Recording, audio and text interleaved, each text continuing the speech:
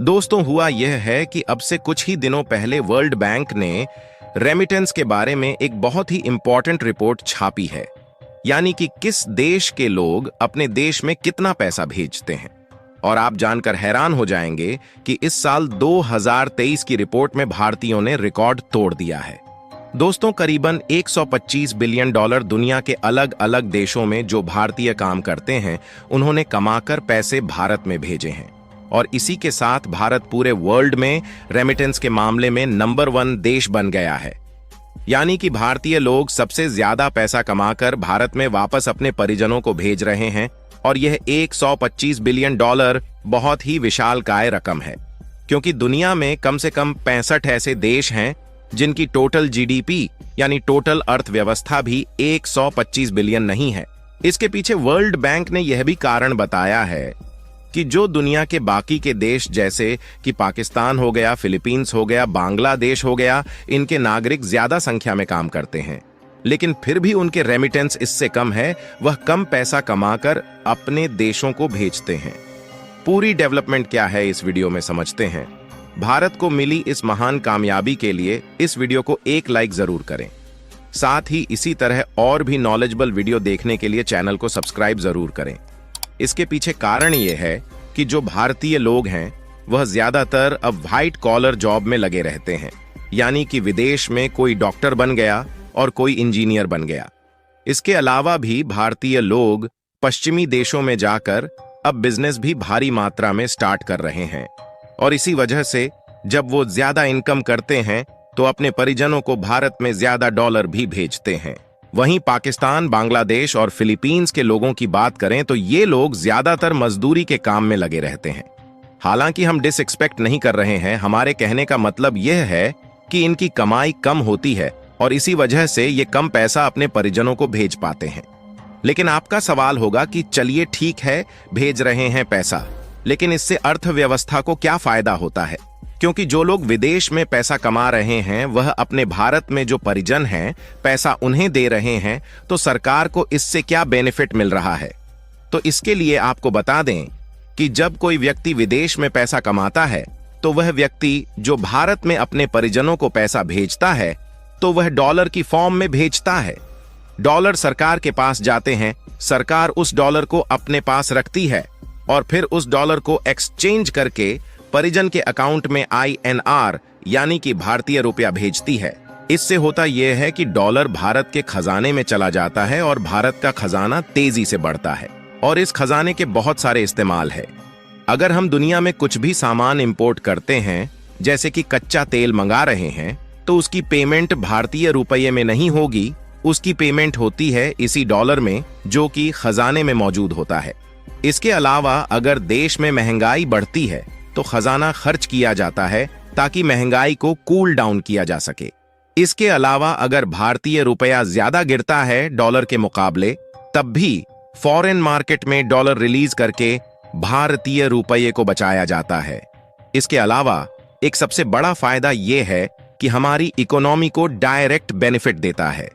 दरअसल जिस देश का खजाना जितना बड़ा होता है, विदेशी जो निवेशक होते हैं उनका कॉन्फिडेंस उतना ही हाई होता है, क्योंकि उन्हें लगता है कि अगर इस देश का खजाना बड़ा है और इस देश में आने वाले समय में कोई संकट आया तो यह देश अपने खजाने से अपने देश को संभाल ले जाएगा। और जो हमने पैसा इस देश में लगाया है यानी कि निवेश किया है वह सुरक्षित रहेगा। इसलिए वह और ज्यादा पैसा देश की अर्थव्यवस्था में इन्वेस्ट करते हैं, जिससे ओवरऑल जीडीपी बढ़ती है और उस देश में नई नई फैक्ट्रियां खुलती हैं। इससे आप अंदाजा लगा सकते हैं कि यह खजाना कितना ज्यादा इंपॉर्टेंट है। इसके अलावा रूस की मैन्युफैक्चरिंग इंडस्ट्री डूबने की कगार पर है और रूस इसमें भारत की मदद चाहता है। रूस चाहता है कि भारत डूबती रशियन कंपनी को संभाले और अमेरिकन यूरोपियन कंपनी को भारत रिप्लेस कर सके। यहां तक कि रूस ने अपनी कंपनी की ओनरशिप भारत को देने का आमंत्रण दे दिया है। और इसका मतलब यह है कि अगर भारत इन रूसी कंपनी को एक्वायर कर लेता है तो रूसी मार्केट से टेक्नोलॉजी और फॉरेन एक्सचेंज भारत आ सकेगा। फाइनली भारत के लिए रूस के दरवाजे खुल चुके हैं, जो अभी तक केवल चीन के लिए खुले हुए थे। और ये गोल्डन अपॉर्चुनिटी भारत किसी भी सूरत में नहीं छोड़ेगा। द हिंदू के एक आर्टिकल में इस बात का खुलासा हुआ है कि रूस की बहुत सी कंपनी को अमेरिकन और यूरोपियन कंपनीज बदल चुकी हैं। मतलब रूस में ऐसे कई प्रोडक्शन यूनिट्स हैं जो आउट ऑफ सर्विस हो चुके हैं और एक टाइम पर इन फैक्ट्रीज को चला रहे वेस्टर्न देश अब रसिया से बाहर निकल चुके हैं। ये फैक्ट्रीज अब खाली पड़ी है और प्रोडक्शन न होने की वजह से रूस को चीनी इंपोर्ट का सहारा लेना पड़ रहा है, जिसकी वजह से छोटे छोटे सेक्टर्स तक रूस चीनी कंपनी पर डिपेंडेंट बन चुका है और बहुत सा फॉरेन रेवेन्यू रूस को इन चीजों को खरीदने में इस्तेमाल करना पड़ रहा है। रूस चाहता है कि भारत फैक्ट्री को खरीदें या रूसी कंपनी के साथ पार्टनरशिप में इन प्रोडक्शन यूनिट को फिर से शुरू करें। ऑलरेडी कई चीनी कंपनी रूस में एंट्री कर चुकी हैं और इनमें से एक है ऑटोमोबाइल इंडस्ट्री, जिसको लेकर रूस का 80% मार्केट चीनी कंपनी डोमिनेट करती है। इसके अलावा टेक्सटाइल, केमिकल्स, स्लाइड और मेटल फैब्रिकेशन जैसे कुछ सेक्टर्स हैं जहां रूस अब भारतीय कंपनी और मैन्युफैक्चरर्स की प्रेजेंस चाहता है। देखिए, रूस इस बात को अच्छे से जानता है कि अपनी मैन्युफैक्चरिंग को चलाए रखने के लिए अकेले चीन पर निर्भर रहना गलत साबित हो सकता है और वैसे भी यह देश भरोसे लायक बिल्कुल भी नहीं है। ऐसे में बड़े मैन्युफैक्चरिंग देशों में भारत का नाम सबसे ऊपर आता है और रूस भारत पर आंख बंद करके भी विश्वास कर सकता है। दरअसल रूस में Saint Petersburg international economic forum यानी कि SPIAS का आयोजन किया जा रहा है।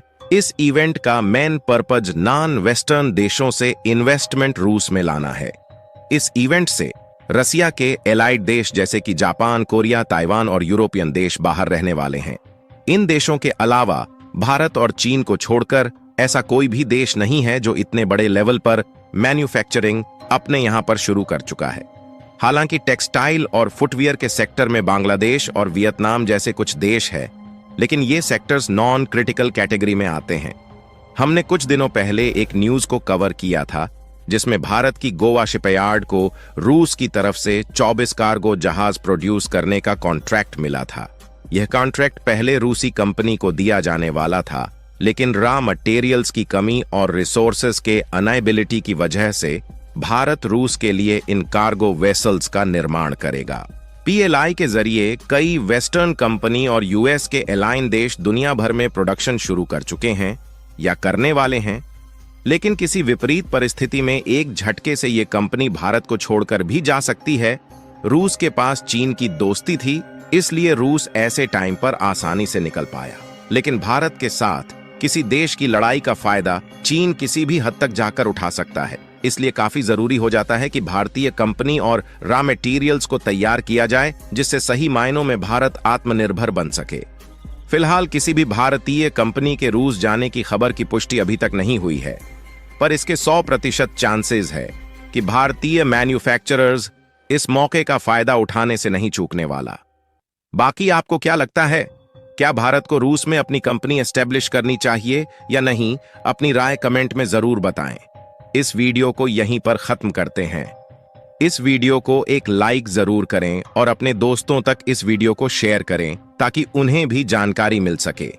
इसी तरह और भी नॉलेजेबल वीडियो देखने के लिए अपने भरोसेमंद चैनल को सब्सक्राइब करके बेल नोटिफिकेशन को ऑल पर जरूर रखें। वीडियो को अंत तक देखने के लिए धन्यवाद।